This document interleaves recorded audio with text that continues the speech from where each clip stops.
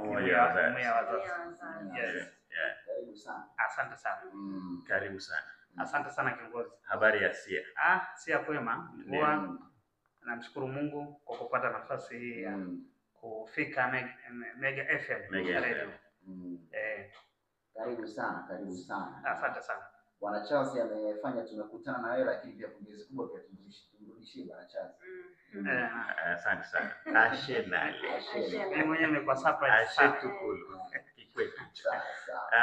Tuanzie hapo ndugu Major Liza, kwenye umoja wa wazazi. Hii ni kitengo kinahusika na nini kwenye Chama cha Mapinduzi? Unaposema umoja wa wazazi unamaanisha nini haswa? Inahusika na nini? Kwanza tujue kwamba Chama cha Mapinduzi ina jumuiya 3. Ndio. Na jumuiya kuna jumuiya ya wazazi. Lakini pia kuna jumuiya ya vijana, lakini kuna jumuiya ya wanawake. Naam. Na kama nilivyosema, mimi ni mwenyekiti wa jumuiya ya wazazi katika wilaya ya Sia. Na moja ya kazi kubwa kwa maana ya jumuiya ya wazazi ina maudhui ya kuanzishwa kwake. Na nafikiri waasisi walifikiria kwamba tunapokuwa na jumuiya ya wazazi lazima iwe na maudhui mahususi, hasa kutokana na masuala ya malezi, lakini pia ina masuala ya elimu, ndio masuala ambayo tunasimamia kama jumuiya ya wazazi. Lakini pia tunasimamia masuala ya utunzaji wa mazingira, lakini pia kwa sasa tuna jukumu lingine la kusimamia masuala ya afya.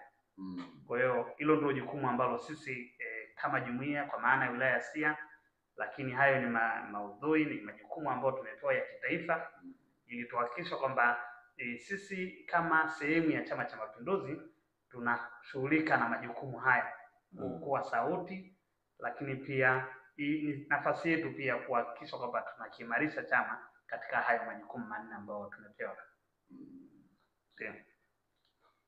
Wakati tunazungumzia kuhusiana na hilo, labda ni vizuri pia ukaweza kutuambia mafanikio makubwa ambayo nyinyi mmeweza kuyapata sana kupitia jumuiya hii.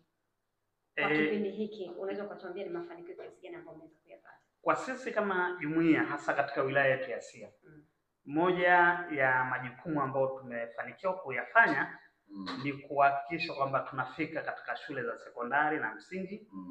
Kwanza kutambua mchango mkubwa ambao walimu wetu wanafanya kazi kubwa, lakini pia kuhakikisha kwamba tunawapongeza wanafunzi kwa kazi nzuri, kwa namna ambavyo wanawajibika kwa maana ya kusoma.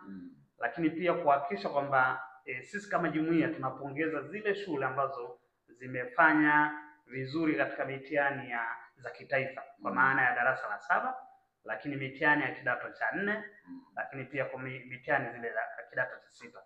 Kwa sisi kama jumuiya tumefanikiwa katika mazingira hayo. Lakini jambo lingine tumefanikiwa katika kuhakikisha kwamba tunahimiza utunzaji wa mazingira. Na mwaka huu mwezi huu wa 4 sisi kama jumuiya ya wazazi tumefika katika shule ya msingi Sanya Oe pale, Sanya Juu, kuotesha miti. Lakini hata nafikiri itakuwa ni kazi yetu ambayo inakuwa ni endelevu. Kwa sisi kama jumuiya tumefanya kazi kubwa, lakini tumefanikiwa kufanya ziara kuhakikisha kwamba tunahamasisha swala la uchaguzi wa serikali za mitaa ambao imefanyika mwaka jana. Kwa sisi kama jumuiya tumekuwa sehemu ya kuhakikisha kufanikisha chama kuweza kupata ushindi katika wilaya ya Sia kupitia serikali za mitaa. Lakini pia mwaka huu pia tumepata kufanya ziara zaidi ya kata 8. Na moja ya kazi ambayo tunahimiza ni kuimarisha uhai wa chama, lakini kuimarisha uhai wa jumuiya ya wazazi. Kwa moja ya kazi ambayo sisi mpaka sasa kwa kweli tumefanikiwa kwa kiwango kikubwa. Lakini kuna jambo lingine, tunaendelea na ujenzi wa nyumba ya mtumishi. Ni jambo ambalo kwa kweli sisi kama jumuiya tunahangaika kuhakikisha kwamba mtumishi kwa maana katibu wa jumuiya ya wazazi anapata sehemu ya kukaa. Kwa sisi kama jumuiya tunapambana, tunaendelea kuhakikisha kwamba tunafanikisha ili kiongozi anayesimamia chama hiki kwa maana ya utendaji anapata mazingira mazuri ya kuishi. Na hilo ni ajenda ya kitaifa kwamba kila wilaya ihakikishe kwamba inajenga nyumba ya mtumishi wa jumuiya. Na sisi kama jumuiya, mimi kama mwenyekiti napambana kushirikiana na wadau na jambo hili kwa kweli namshukuru Mungu tunaendelea kufanikiwa, na yapo mambo mengi ambayo tumefanikiwa, lakini kuna masuala ya malezi, kuhakikisha kwamba tunakuwa watetezi katika masuala ya malezi kwa hasa usalama wa mtoto, lakini pia masuala ya ukatili ambao inajitokeza katika maeneo yetu. Kwa wilaya ya Siha haya masuala ya ukatili sio kubwa sana, lakini yapo tunayasikia, lakini sio kwa kiwango kile ambacho kinatisha. Kwa sisi kama jumuiya tumefanikiwa kuwa sehemu ya kupasa sauti kwa ajili ya ulinzi wa mtoto, lakini kuhakikisha kwamba masuala ya ukatili hayapo katika maeneo yetu, na hilo ndio jukumu kubwa ambalo na sisi kama jumuiya tunapaswa kusimamia, lakini tunapaswa kutekeleza wakati wowote panapokuwa na nafasi. Wakati amezungumzia hapo kuhusiana na swala zima la malezi, kwa sababu kutokana na hali ya jinsi ilivyo sasa hivi, unajua wanasema swala la malezi na pande zote mbili. Tuseme ni pande mbili au pande tatu. Baba, mama pamoja na jamii kwa ujumla. Yes, pande tatu. Yes. Lakini kutokana na masuala mambo ya utafutaji sana, inaonekana kama kuna ulegevu fulani ambao upo sasa hivi katika swala zima la malezi. Yes. Kwenye familia. Sasa nyie ni jumuiya sana ya wazazi na mnakuwa mnawafikia sana hawa wazazi. Yaani ni kitu gani ambacho mnahakikisha kwamba angalau mnaweza kurudisha hii hali iweze kurudi katika hali yake ya kawaida? Kwanza ni kweli kwamba kwa sasa hivi mazingira tulionao kila mtu anawajibika. Na hili limepelekwa mpaka kwa watoto. Yaani mtoto anakuwa na majukumu kama mzazi. Sasa mazingira tulionao inapoteza yale malezi ambayo baba na mama kuwa karibu na mtoto. Kwa sasa unaweza kukuta katika mazingira kama hayo, sisi kama jumuiya ya wazazi, wajibu wetu kupasa sauti katika jamii, kuwafikia watu, hasa tunapofanya vikao vyetu, hasa tunapofanya ziara. Sisi kama jumuiya tunafanya kazi ya kuwakumbusha wazazi kwamba pamoja kwamba tuna harakati za kuhakikisha kwamba tunaimarika kiuchumi, kwa maana kufanya kazi, lakini tusisahau wajibu wa kutoa malezi ya kukaa na watoto wetu ili kuweza kuwapa malezi mazuri na kukua katika maadili ambao actually tunapojua mtoto ni kiongozi wa baadaye. Sasa kama mtoto ni kiongozi, kama asipopata maandalizi ya mzazi, kama hatapata ukaribu wa mzazi, nafikiri baadaye hatutakuwa na viongozi ambao wanakuwa na maadili mazuri au malezi mazuri. Kwa sisi kama jumuiya tunafanya kazi hiyo ipasavyo, kwa sababu ndo wajibu wetu kama sisi jumuiya.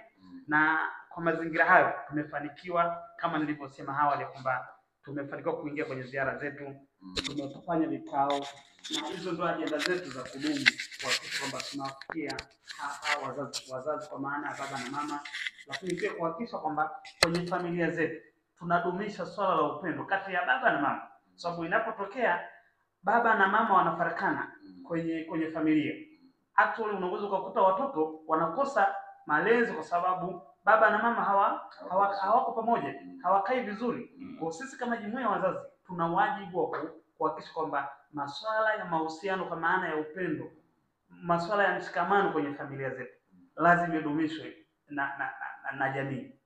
Imekaa vizuri sana. Na labda kwa namna ambavyo mmekuwa mkifanya kama jumuiya ya wazazi katika Chama cha Mapinduzi, kitakwimu imekaaje, labda ongezeko la watu kuwa na uelewa kuhusiana na umuhimu wa kama mzazi kutimiza majukumu yako, kwa sababu tunaamini nyie ndio misingi pia ya kuzalishwa wanachama wapya, kwa sababu ukisema mzazi ni mlezi ambaye anaandaa. Kwa ile elimu ambayo anaipata kutoka kwenu anaiadapt hadi kwa mtoto wake. Mwitikio umekuwa kwa kiasi gani, au kumekuwa kuna mafanikio kwenye ngoro kwa kiasi gani? Labda kitakwimu, labda kwa mwaka fulani tulibacha kufikia labda kiasi fulani na kuonyesha maboresho makubwa. Kama nilivyosema, sisi kama jumuiya ya wazazi kama nilivyosema tumepata kufanya ziara katika yale maeneo ambao yanatupasa kuyafikia. Sasa sisi ukipiga tathmini ni watu wengi sana. Ni watu wengi kwa sababu kwenye kata zetu hapo population kubwa ya wanachama, lakini na wananchi katika wilaya ya Siha. Kwa hiyo kwa sehemu kubwa tumeweza kuwafikia zaidi ya nusu ya wilaya ya Siha katika kata zetu, lakini katika matawi na mashina. Sasa katika hayo tunaona ukitaka kupata ile takwimu sahihi au uhalisia ya matokeo ya kila ambacho sisi tumefanya ya kuhakikisha kupaza sauti juu ya malezi katika jamii, unaona ile uripoti wa taarifa ambazo zinaonekana kwamba haziko vizuri. Naona kwamba zile taarifa sio nyingi. Kwa hiyo sisi kama jumuiya ya wazazi, sisi kama Chama cha Mapinduzi tunatathmini, tunaona kwamba tunapiga hatua kuhakikisha kwamba, na ndio maana nimesema awali pale SIA, hayo matukio sio makubwa, very rare, na zipo, sio kwamba hazipo, lakini si kwa mfululizo ambao unawezekana ikawa natazamiwa na watu wengine. Kwa kwangu mimi binafsi naona kama vile tumepiga hatua, na nashukuru pia kwa sababu ofisi ya mkuu wa wilaya, viongozi wetu kwa maana ya ofisi ya mkurugenzi nao wanatimiza wajibu wao, lakini kuna vyombo vya ulinzi na usalama nao zinatimiza wajibu wao kuhakikisha kwamba malezi, lakini kwa ulinzi wa watoto wetu, lakini hata kuondokana na yale mambo ya ukatili yote yanafanyika. Kwa sisi kama ni kuweka ni sehemu ya umoja na mshikamano wa viongozi ndani ya wilaya ya SIA. Sawa. Msikilizaji, huyu ni Major Liza, mwenyekiti wa umoja wa wazazi wilaya ya SIA na ni mneki mstaafu pia. Tuje kwenye siasa ya kuelekea uchaguzi pale, hali ikoje SIA?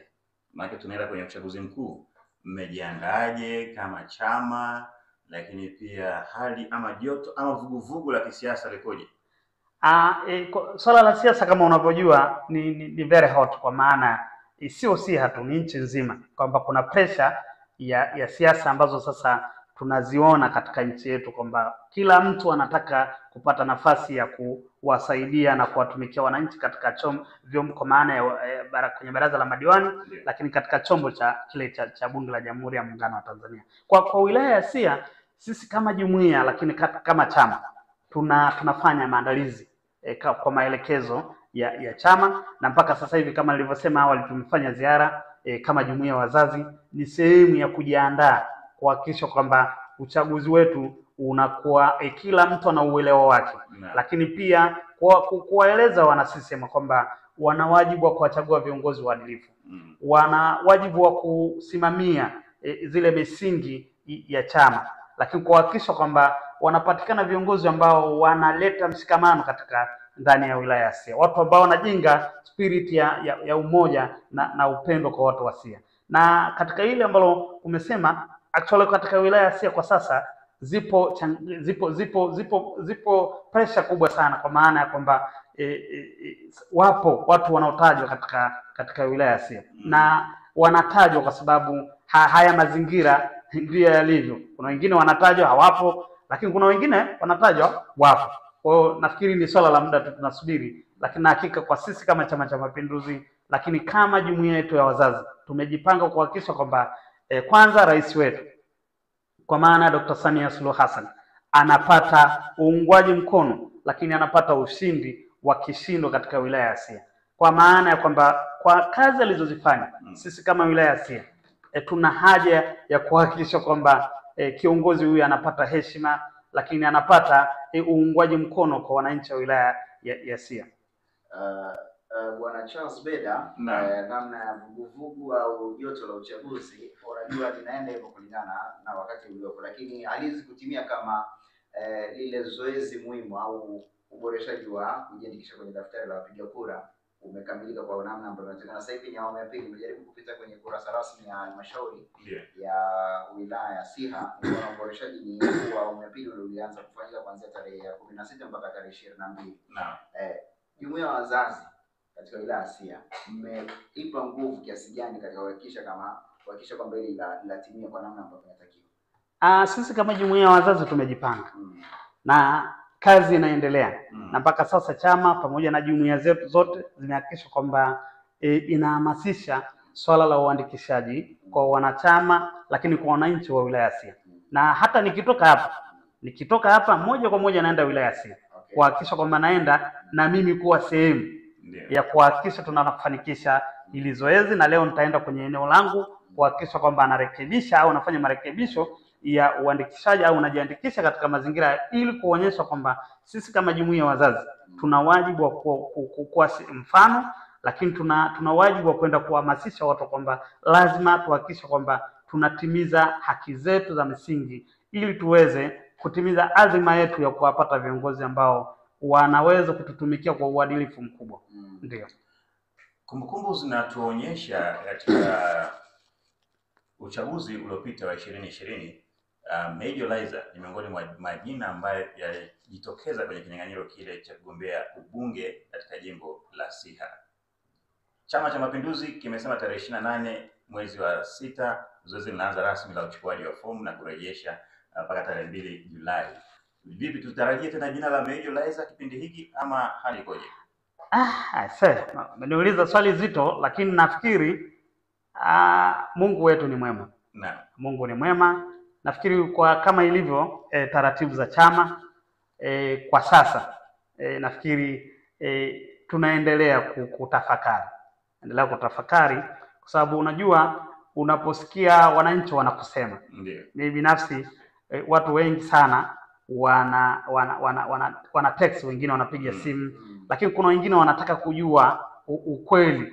Je, ni kwamba nitaweza nikaenda kuchukua fomu? Lakini nataka tu niseme mimi ni mwana CCM, lakini pia nimekuwa kiongozi ndani ya chama changu, nimekuwa mjumbe wa halmashauri kuu ya taifa, lakini nimekuwa mjumbe wa kamati ya siasa ya wilaya miaka yote kuanzia 2012 mpaka sasa, lakini nimepata dhamana ya kuwa mwenyekiti wa jumuiya ya wazazi. Binafsi naona imani kubwa ambao wana CCM wanayo kwangu, lakini wananchi wa wilaya ya Siha wana imani kubwa kwangu. Itoshe tu kusema tusubiri wakati. Na tukisubiri wakati, mimi najua kuna jambo ambalo Mungu atanena miongoni mwetu. Sasa ukiwa kama mjumbe wa kamati ya siasa ambaye pia ni mjumbe wa halmashauri kuu, utekelezaji wa ilani inasomwa mbele ya kikao kile cha halmashauri kuu, na wewe ni miongoni mwa watu ambao wamesimamia siasa katika wilaya ya Siha. Unadhani serikali imetekeleza vya kutosha ilani ya Chama cha Mapinduzi ya 2025 mpaka sasa mnataka kuomba tena 25-30? Labda niseme mimi katika utumishi wangu ambao nimeitumikia ndani ya serikali, lakini kwa kazi yangu kubwa ambao nimefanya ndani ya chama, experience mambo mengi sana katika utekelezaji wa ilani katika nyakati zilizopita na nyakati hii. Nataka tu niseme hakuna wakati ambao serikali imefanya kazi kubwa kama wakati huu. Wakati wa Rais Samia, kwa kweli kuna kazi kubwa ambayo imefanywa katika wilaya yetu ya Siha. Leo ukizungumza habari ya shule za sekondari, inabaki kuwa historia katika wilaya ya Siha. Kila kata ina shule ya sekondari, lakini leo ukizungumza shule kubwa, zile shule kubwa ambazo zinajengwa za kitaifa za wasichana imejengwa katika wilaya ya Siha. Hii ni heshima kwetu. Lakini leo ukizungumza habari ya hospitali ya Kibongota ambayo ni hospitali ya taifa, inatuletea heshima kama watu wa Siha. Lakini pia ukizungumza habari ya barabara ile kutoka Sanyajuu mpaka Kamwanga, kuna kazi kubwa ambayo serikali imefanya. Lakini ukizungumza habari ya vituo vya afya, zahanati, serikali imefanya kazi kubwa sana. Na nafikiri hapa moja ya vitu ambavyo nafikiri wajibu wa kiongozi ni kuonyesha ile spirit ya umoja na mshikamano kwa wananchi. Lakini nataka niwaambie kwa serikali hii, na ukizungumza hali ya maendeleo, uzungumze tu katika wilaya ya Siha, nafikiri kila kona ya nchi hii kuna kazi. Swala la ujenzi wa madarasa imejengwa nchi nzima. Leo huwezi kwenda wilaya ya Siha unakuta mwanafunzi anakaa chini. Leo huwezi kwenda wilaya ya Siha unaweza ukakosa walimu. Wapo shule zetu zina walimu wa kutosha. Hiyo ni nzuri. Na Bwana Charles Beda, labda nigusie kidogo. Mimi ni mmoja wa watu ambao wanatokea Siha. Nimeona wewe ni homeboy wa Siha. Hapo sawa. Yuko vizuri. Japo sio wa kukaa sana kule kusalimia mambo kama hivyo. Natokea Siha sehemu Naibili. Alafu na yes. Umeona kuna uboreshaji mkubwa na watu walikuwa wanateseka na maji, lakini sehemu ambayo babu mza baba alikuwa anaishi kuna changamoto ya maji, lakini last time nilienda akakuta maji. Ni sehemu ya Kilimani. Sijui alipandishwaje, lakini alipatikana. Lakini pia swala la mawasiliano ni makubwa. Kuna mnara uko sivyo watu kule wateseka kabisa. Unaona kuna namna ambavyo wamepiga tu. Si chapo, lakini ni vitu ambavyo vinaonekana. Mimi napunga mkono. Kuna kipindi nafikiri kama mwezi mmoja uliopita nilienda kule Siha. Niliona kusema kweli barabara za lami zimekaa vizuri. Leo kuna barabara pale inatoka ofisi ya mkuu wa wilaya inaenda mpaka Karansi, inaenda kule Magadini. Niliona kule. Kwa hiyo kuna hatua ambayo imefanya. Kwa hiyo sasa swala si la kutekeleza ilani, unajua ndio maana watu wanasema sisi tunatamba na mama. Yaani sisi tuna deni na mama. Mama hatudai sisi. Sisi yeye mama anatudai sisi. Kwa lazima tumlipe. Kwa hiyo moja ya kazi ambayo hata sisi kama jumuiya wazazi ni kuonyesha kwamba rais amefanya. Kama tukimpa rais miaka 5 ijayo, mimi na hakika ile SIA itakuwa ni kitu kingine. Na sio SIA tu, nchi nzima hii itapata maendeleo. Hiyo imekaa vizuri zaidi. Msikilizaji, kwa kukumbusha tu tuko na Mneki mstaafu ambaye pia ni mwenyekiti wa umoja wa wazazi wilaya SIA, ndugu Major Leisa, tuko naye tunazungumza naye na tunaendelea kustorisha naye. Umesema historia kidogo imekuwa ni moja watu wanotajwa kwa nini?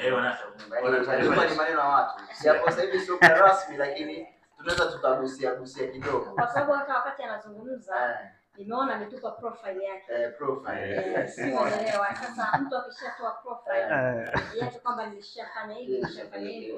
Yaani maana yake kuna tegemea kitu. Maana yake kwamba tegemea lolote ile inaweza kutokea. Yes. Sisi tumeona kwa sababu ile ni mtu anakupa tu CV. Kwamba mimi nimeshafanya hivi, kwa sababu tayari ulishashiriki. Yes. Labda utuambie wakati uliposhiriki kipindi hicho, ni changamoto gani ambazo ziliweza kutokea katika uchaguzi 2020. 2020 nakumbuka moja ya changamoto ambayo sitaisahau ni matumizi makubwa ya fedha. Ambao actually nafikiri ni swala la nchi nzima. Na ile uchaguzi ndio maana imetokea neno la watu kusema wajumbe sio watu wazuri. Maana sasa wajumbe wao wanaangalia, wengi wanaangalia fedha. Wanaangalia kwamba una uwezo gani, nini ambacho unaweza kuwapa. Kwa hiyo moja ya vitu ambavyo experience ni matumizi makubwa ya fedha. Na unakuta tunaacha kuangalia uadilifu, kuangalia utendaji wa mtu, kuangalia mtu anavyokipenda chama chake au anavyopenda watu wake wa SIA. Unakuta mtu anaangalia kwamba huyu mtu ananipa nini. Kwa hiyo ni moja ya changamoto ambao mimi binafsi experience sana, na binafsi tumeona kwamba ilikuwa ni changamoto. Mimi binafsi nilikuwa naamini kwamba 2020 kulikuwa hakuna rushwa kwa sababu Rais Magufuli alikuwa hapendi rushwa. Ni mtu ambaye alikuwa anataka Watanzania wa kawaida wapate fursa ya kuwa viongozi. Lakini katika mazingira yale yalikuwa ni ya kutisha.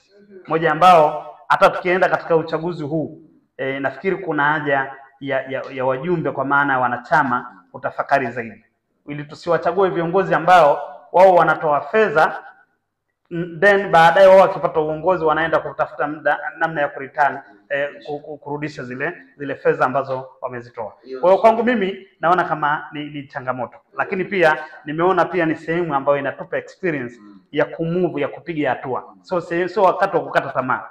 Hapana, ni wakati wa kusonga mbele, maana kila jambo Mungu anaweza kalitenda kwa wakati wake. Yes. Nzuri sana. Na shangazi ndio wanakuaga na wanakwambia wajumbe sasa hivi makochi yao wameyapasi yamewekwa vizuri kabisa, kwa sababu unaambiwa kwa wale ambao wanakuwa ni wagombea, mara nyingi wajumbe ndio huwa thamani yao ina yani mjumbe leo unaweza kumkuta mjumbe ni kijana lakini unaweza kumwambia shikamoo. Yani unampa salamu ambayo si ya kwake, unampa thamani. Sasa wewe kama mgombea thamani yako ukitaka kuongezeke labda uwe na fedha, kama wataangalia fedha. Lakini kwa sasa wenye thamani kubwa ni wajumbe. Na hawa wajumbe mimi nafikiri ni wakati wa kutafakari sana. Kama wataangalia watu kwa fedha, mimi nafikiri sidhani. Kwa mfano leo Mungu ametuletea Rais Samia. Huyu mama amefanya kazi kubwa. Na hata wakati Magufuli, wakati alikuwa mjumbe wa neki, Magufuli alikuwa ni mmoja ya watu ambao alikuwa hataji kwenye urais. Kulikuwa na majiant ambao walikuwa wanaonekana wana powerful kwenye chama lakini kwenye nchi, lakini the end of the day akatokea Magufuli. Sasa tunaona kwamba actually amefanya kazi kwa muda mfupi na amefanya kazi kubwa, ndio hivyo kilichotokea, Mungu akamchukua. Lakini leo Mama Samia anafanya kazi ambayo si ya kawaida katika nchi yetu. Anatekeleza ilani. Sawa, kwa kumalizia kwa sababu pia ya muda, tuseme labda tuweke sisi kwenye engo ya ndoto au tuweke tu labda kwenye matarajio. Umepata nafasi, wajumbe wamekupitisha kwenda kuwakilisha jimbo la SIA. Labda ni changamoto gani ambayo sasa hivi unaona hii nikipata mimi nafasi au naweza nikaenda nikaisemea tukaitatua na imekuwa ukubwa kwa wingi, au watu wengi wamekuwa kuambia bana, kuna 1 2 3 inabidi hii wilaya sasa tufanye jambo fulani. Sasa hivi ni kitu gani ambacho kinaweza kaa kipaumbele, labda tukasema tu imetokea? Labda kama ikitokea kwa sababu sasa haijatokea kwa sasa, ili ikatokea kwamba leo mimi labda nimekuwa mbunge katika jimbo la Siha, moja ya jambo kubwa ambalo unaweza nikalifanya ni kuunganisha watu wa Siha. Okay. Kwa sasa hatuko vizuri sana katika ile umoja na mshikamano wa watu wa Siha. Okay. Lakini jambo lingine ni kuhakikisha kwamba kuna vitu ambavyo lazima tuviboreshe. Lazima tuboreshe kwa maana ya masuala hasa kuhakikisha kwamba hizi shule zetu za sekondari au za msingi. Unajua kuna shule kwa maana kukienda kule mlimani, kuna shule ambazo actually zimejengwa miaka ya 60 huko. Sasa ukuta zile shule ni shule kongwe sana.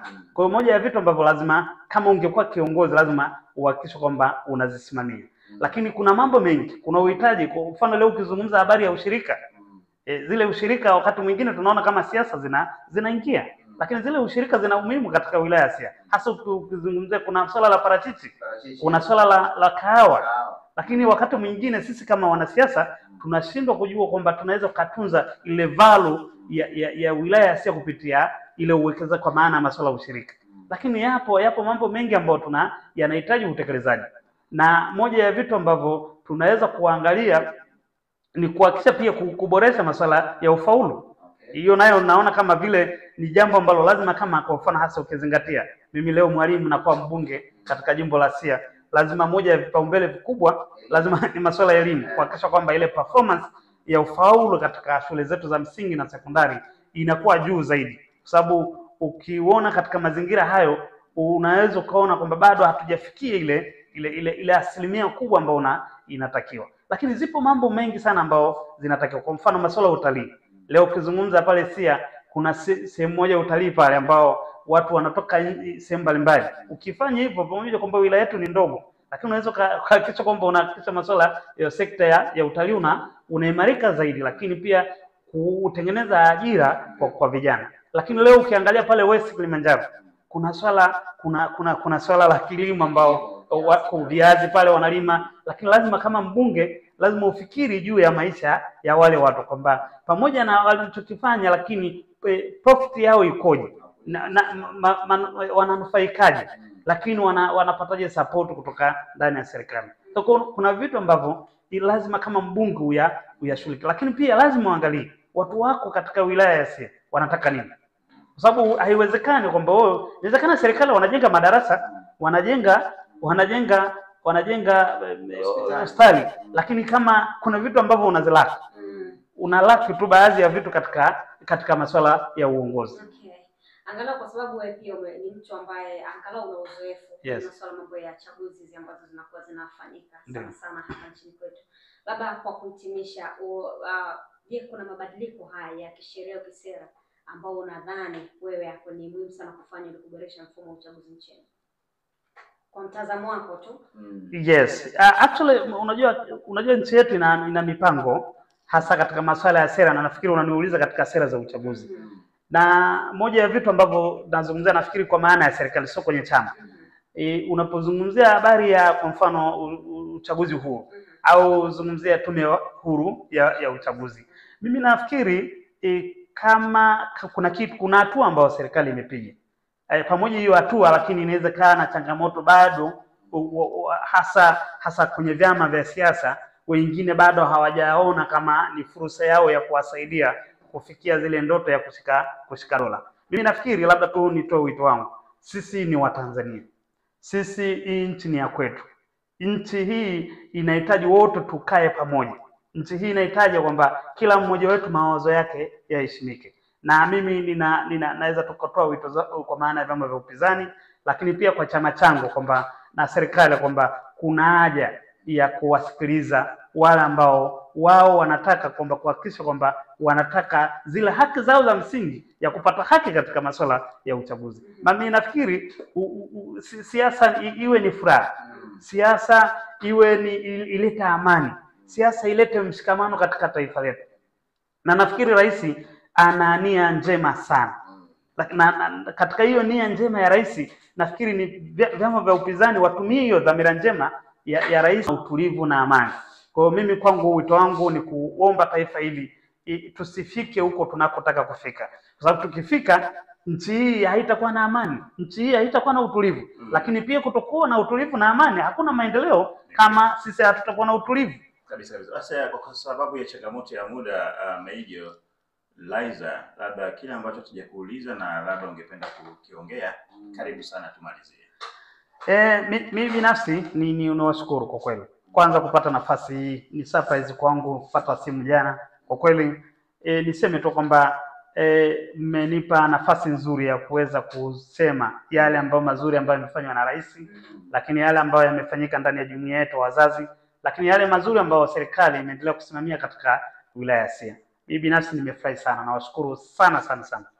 Karibu sana na tumefurahia pia uwepo wako hapa. Asante sana. Na tutakaribisha tena kwa wakati mwingine. Asante. Tuje tuzungumze mengi. Labda wakati mwingine tutakaribisha ni mbunge kutoka na sisi tunaomba hayo kwa sababu maono ni makubwa. Ila situache tu wakati anaenda kuapisha kule Dodoma. Huo unapokea. Ila mimi naomba maombi yenu. Mimi naomba ila pointi ya msingi sana hivyo, asiache kupokea simu zetu. Kwa sababu unajua kuna hii namna ambapo tayari mtu akishapata nafasi ya juu simu hazipokelewi tena. Asante sana. Na nashukuru kwa ushauri. Sawa, msikilizaji, tulikuwa na mneki mstaafu ambaye pia ni mwenyekiti wa umoja wa wazazi wilaya ya Siha, namzungumzia ndugu Major Laizer. Tulikuwa naye na tumezungumza naye hapa na